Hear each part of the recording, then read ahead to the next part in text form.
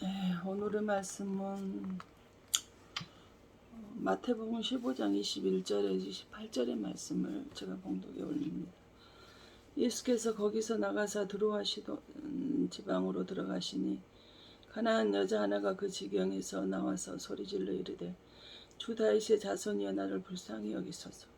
내 딸이 흉악하게 귀신 들렸나이다 하되 예수는 한 말씀도 대답하지 아니하시니 제자들이 와서 청하여 말하되 그 여자가 우리 뒤에서 소리를 지르오니 그를 보내소서. 예수께서 대답하여 이르시되 나는 이스라엘 집에 잃어버린 양에는 다른 데로 보내심을 받지 아니하였노라 하시니 여자가 와서 예수께 절하며 이르되 주여 저를 도우소서. 대답하여 이르시되 자네의 떡을 취하여 개들에게 던짐이 마땅치 아니하니라.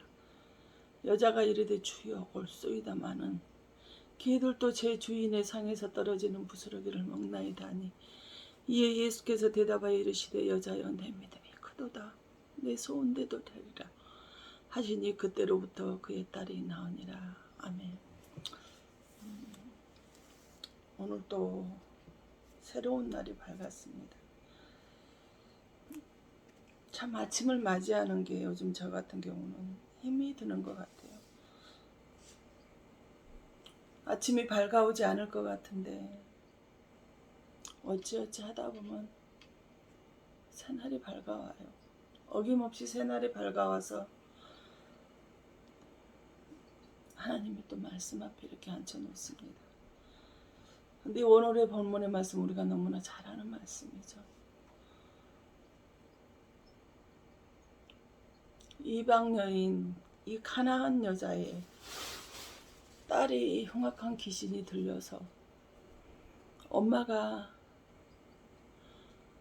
그 귀신 들린 딸을 치료함 받기 위해서 예수님에게 나아갔던 문제입니다. 그런데 이스라엘 땅이 아니라 이방 지역이에요. 두로와 시돈 지방.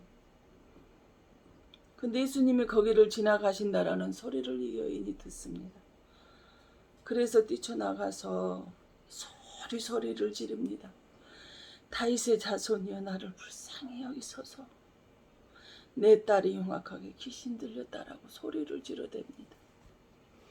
얼마나 소리를 질렀을까요? 얼마나 절박했을까요? 이 한 사람의 믿음의 기적이 어떻게 나타나는지 우리가 이 말씀을 통해서 깨달았으면 좋겠습니다. 그래서 여러분의 문제를 놓고 기도하실 때 얼마나 절박한 마음으로 이 두로와 시돈 가나안 사는 가나안 여자애처럼 절박하신지 한번 우리를 내가 그처럼 절박하게 기도를 해봤는지를 믿었었는지를 예수님이라면 가능하실 것을 믿고 기도를 했는지를 한번 돌아봤으면 좋겠습니다. 근데 그렇게 얼마나 소름 제자들이 그래요. 예수님은 그 소리를 그 여자가 그렇게 고래고래 소리를 지르면서 나를 불쌍히 여겨달라고 내 딸이 흉악한 귀신에 들렸다라고 나를 불쌍하게 여겨달라고 다윗의 자손이야 나를 좀 불쌍하게 여겨달라고 이리 소리를 지르는데 저 같으면 몇 번 지르고 자존심 상해서 안 했을 것 같아요. 얼마나 이 여인의 믿음이 강한지 우리가 그거를 알 수가 있습니다. 예수님은 아는 척도 안 해요. 말을 해도 들은 척도 안 하면 얼마나 자존심 상하고 정말 멸시당한 그 마음의 순간의 분노와 화가 다 올라올 텐데 나중엔 깨닫고 그거를 가라앉히겠지만 순간에 올라오는 찰나에 올라오는 인간이기 때문에 그런 게 있었을 것입니다. 그러다 듣다 못하니까 제자들이 저 여자가 우리의 소리를 고래고래 지르오니 주님 제발 저 여자 보내봅시다. 저 여자에게 말 한마디 해주시고 보내버립시다라고 제자들이 그랬습니다. 그러니까 예수님 24절에 뭐라고 대답합니까? 나는 이스라엘 집에 잃어버린 양에는 다른 데로 보내심을 받지 않았다. 저 여자는 이방 여자지 않느냐? 유대인이 아니지 않느냐? 택한 백성의 약속의 자녀들이 아니지 않느냐? 이스라엘 백성이 아니기 때문에 이방 여자이기 때문에 나하고 상관이 없다라고 이야기를 합니다.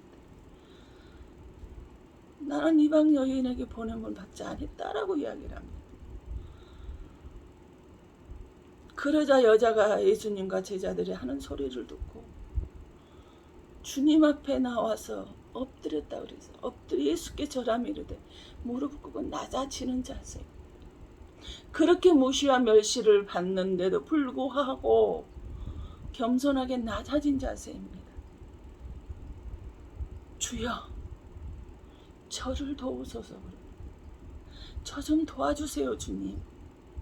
저 좀 도와주세요. 다윗의 자손이시잖아요. 저 좀 도와주세요 라고 묻습니다. 그러니 주님의 26절의 대답은 더 얼마나 더 기가 막히죠. 자녀의 떡을 취하여 개들에게 던짐이 마땅하지 아니하니라. 이스라엘 백성들의 자녀들에게 줄 떡을 이방 여인인 이 여자에게 하는 소리가 너 개야 그랬어.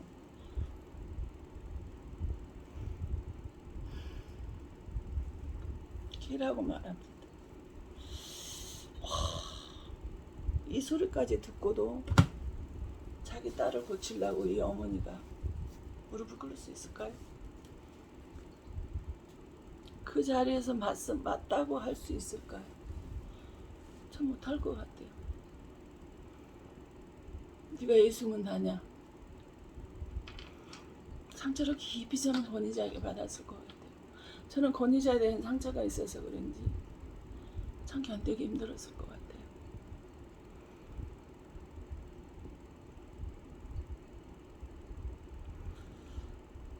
내가 개 취급을 받는 거예요. 사람도 아니고 개.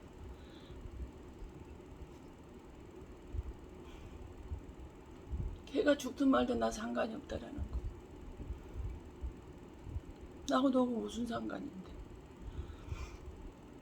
사람도 아닌 개인데 내가 너에게 왜 이걸 해줘야 돼.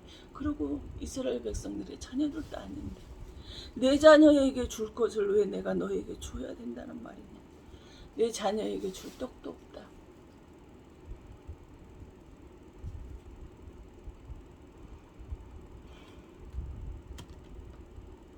여러분 먹는 거에서 마음이 많이 상하죠. 좋아하지 않는 음식인데도 나만 안 주고 자기들끼리 먹으면 참 섭섭합니다. 그런데 자녀의 떡을 채여 개들에게 던지기 마땅하지 않다라고 말합니다.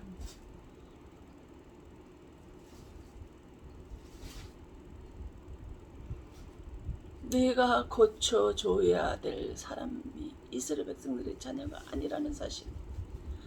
그래서 27절에 여자가 뭐라고 말하면 여자가 이르되 주여 옳소이다마는 저 개 맞습니다. 개들도 제 주인의 상에서 떨어지는 부스러기를 먹나이다. 아멘. 개가 맞는데요. 주님 맞아요. 저 개 맞아요.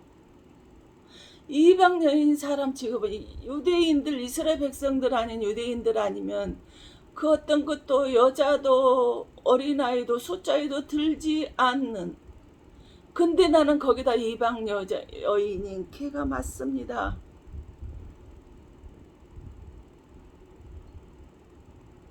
그런데 그 개들도 주인의 상에서 떨어지는 부스러기는 먹잖아요. 저 그 부스러기 은혜라도 필요합니다 라고 말합니다.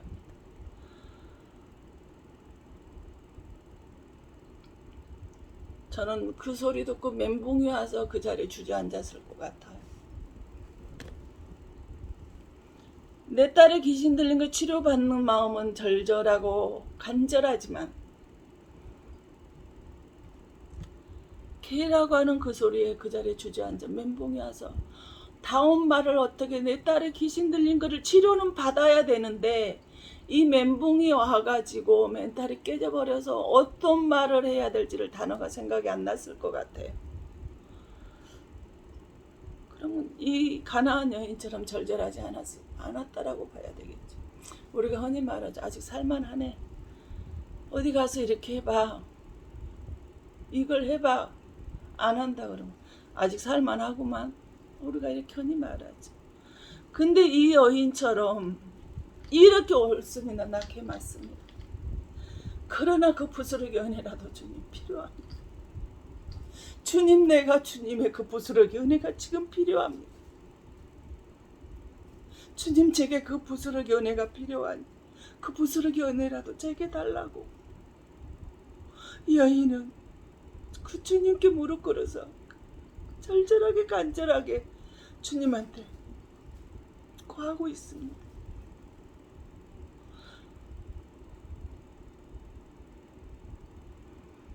우리는 주님의 부스러기 은혜라도 아니면 오늘 이 자리에 이렇게 이 새벽에 주님의 말씀 앞에 나올 수가 없습니다.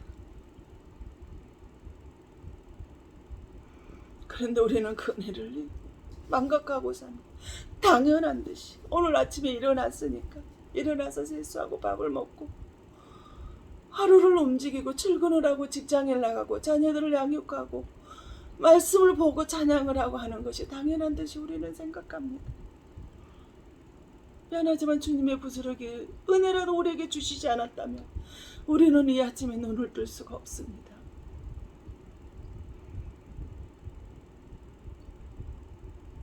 주님이 나를 위해서 죽으시고 나를 구원해 주신 그 주님, 그 주님이 내게 오늘 또 이 부스러기 은혜라도 내게 주셨구나. 아, 주님 감사합니다는 그 마음이 우리에게 얼마나 있을까요? 당연한 듯 받았던 것이 당연한 것이 아니었습니다. 주님이 우리에게 주시는 그 은혜를 당연한 듯이 받았지만 그게 아니었다라는 거예요. 주님의 부스러기 은혜라도 주시는 특별한 은혜였다라는 사실입니다. 주님이 우리를 사랑하시는 특별한 은혜였다라는 사실입니다.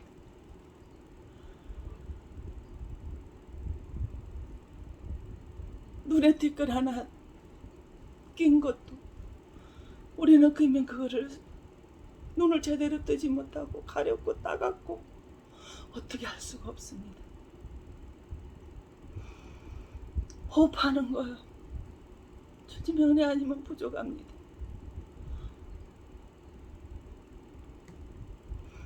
천년도 하나님께 주시는 이 부스러기 은혜로 겨우겨우 하루를 버텨가고 있습니다.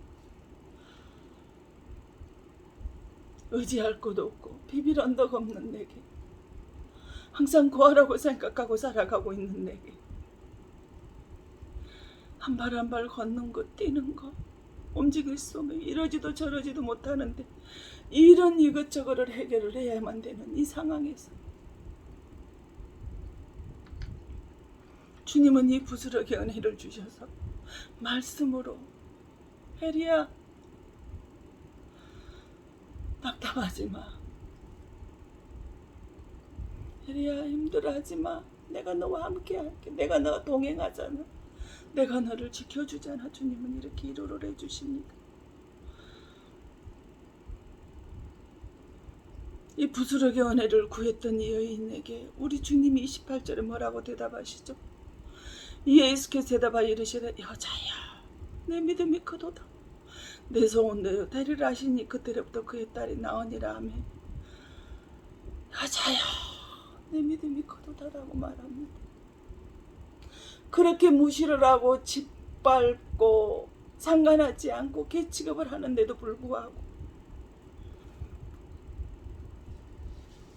이 여인은 주님만이 우리를 구원해 줄 수 있고 주님만이 내 딸의 문제를 해결해 줄 수 있다는 그 절박한 마음을 그대로 예수님께 전했습니다. 이 한 사람의 믿음이 이 가정을, 기적을 일으켜 준 것입니다. 딸의 믿음이었나요? 딸이 이곳에 있나요? 없습니다. 그 딸이 어떤 귀신이 들렸고 언제부터고 어떻게 넘어지고 어떻게 발작을 일으키는데 주님은 묻지 않았습니다. 그저 이 여인을 개취급까지 하면서 밟을 때도 짓밟을 때도 짓밟아 버렸습니다. 우리는 고난의 연이은 고난을 이해할 수 없지만 고난의 왜냐면 저 사람 하나님한테 저주받았나, 우리는 그렇게 질타하고 책망합니다.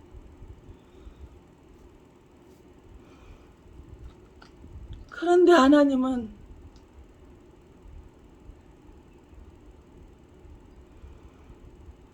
이 여인의 대답에 믿음이 크도다라고 말합니다. 그 많은 그 질타와 멸시와 조롱에도 불구하고 무시에도 불구하고 그거를 다 인정하고 남았습니다. 나 그런 사람입니다. 나 그렇게 연약한 사람입니다. 라고 인정을 합니다. 낮아질 때는 주님 앞에 낮아지는, 확실하게 주님 앞에 내려놓는 거요. 자기가 어떤 선을 구해줬던 그 선까지 내려놓는 것이 아니라 온전히 100% 하나님 앞에 내려놓고 겸손하게 주님 앞에 나아가는 이 가나안 여인의 믿음, 이 여인의 이 한 사람의 기적에 있는 믿음이 아니었으면 그 가정은 이 기적이 일어났을까요? 불가능하다라는 사실입니다. 저희 가정에 저 한 사람과 아직도 우상과 그대로 싸우고 있는데 그 가정으로 믿음으로 저희 가정에 조금씩 축복을 다 받았지만요, 아직 주님 앞에 나오지 않고 있습니다. 이 여인처럼 개취급을 당하는 우리가 이 우상을 숭배하고 있는 이 가정, 철저하게 그 선을 딱 긋고 떠나게 하시고 오로지 주님만을 의지하며 주님만을 바라보며 살아가게, 동서남북 사방을 다 막으시고 주님만은 오직 예수만을 바라보며 살아가게 하고 계십니다. 다윗의 자손 예수, 그 예수만을 바라보게 하는 삶, 그 삶을 살아가게 하고 계십니다. 그래놓고 뭐라, 네 소원대로 되리라. 아멘. 네 소원이 무엇입니까? 딸이 귀신에서 놓이는 거 아니겠습니까? 저희 소원은 내 가족들이 주의 말씀 앞에 나오는 것입니다. 하나님의 자녀가 되는 것입니다. 지금은 모르지만 나중에 하나님이 주신 축복이라는 것을 그들이 하나님 앞에 고백을 하고 주님의 말씀 앞에 나오는 것입니다. 그게 제 소원입니다. 약속을 주셨기 때문에 저는 아브라함이 25년의 시간의 기는 동안 계속해서 하나님의 약속하신 것을 믿었을 때 25년 만에 약속이 이루어졌던 것처럼 저 역시 그 약속을 그대로 믿고 있습니다. 아직 흔들리지 않습니다. 그대로 마음이 악정돼서 주님이 역사하실 것을 믿습니다. 이 가나안 여인의 한 사람의 기적, 믿음으로 해서 그 가정의 기적이 일어났던 것으로 저 그 믿음 끝까지 지키고 나아갈 것입니다. 그래서 내 소원이 이루어지는 은혜가 있기를 정말 소망하고 기다리고 있습니다. 내 여자여 내 믿음이 크도다 내 소원대로 되리라 하시니 그때로부터 그의 딸이 나으니라. 아멘. 우리가 하나님의 그 약속을 믿는 순간이요,